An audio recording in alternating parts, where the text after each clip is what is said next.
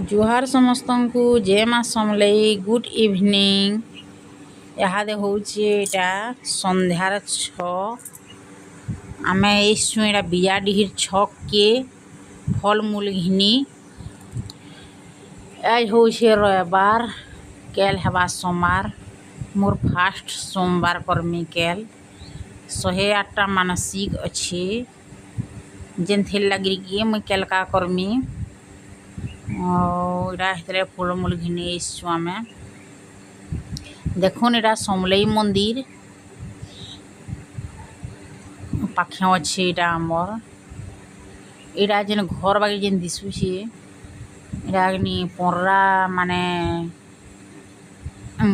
कल्याण मंडप बनईछु आउ पाखे अच्छे समलई मंदिर केते सुंदर दिशुचे देख कंप्लीट हो गला पर केते सुंदर दिसबा।